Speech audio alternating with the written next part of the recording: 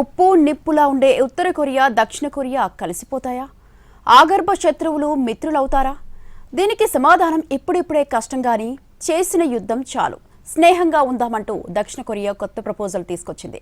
అధికారికంగా యుద్ధాన్ని ముగించేందుకు చర్చలు జరపాలని దక్షిణ కొరియా అధ్యక్షుడు లీ జే మ్యూంగ్ ప్రతిపాదించారు.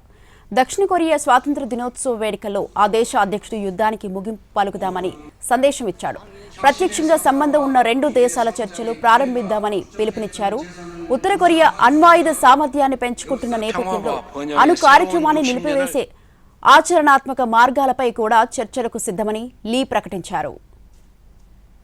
అయితే దక్షిణ కొరియా ప్రతిపాదనపై ఉత్తర కొరియా నుంచి ఇప్పటి వరకు అధికారికంగా స్పందించలేదు. 2024 ఉత్తర కొరియా అధినేత కిమ్ దక్షిణ కొరియాతో ఏకీకరణ ఇక సాధ్యం కాదని ప్రకటించారు. దక్షిణ కొరియాను ప్రధాన శత్రువుగా పరిగణించేలా రాజ్యాంగాన్ని మార్చాలని కూడా ఆదేశించారు.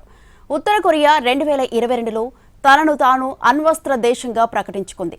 అణ్వాయుధాలను ఎప్పటికీ వదులుకోబోమని స్పష్టం చేసింది. మరోవైపు అమెరికా దక్షిణ కొరియా సంయుక్త సైనిక విన్యాసాలకు ముందు ఉత్తర కొరియా తాజాగా బాలిస్టిక్ క్షిపణిని సముద్రంలోకి ప్రయోగించింది. ఈ ఏడాదిలో ఉత్తర కొరియా చేపట్టిన అనుమానిత క్షిపణి పరీక్షల్లో ఇది 11వది.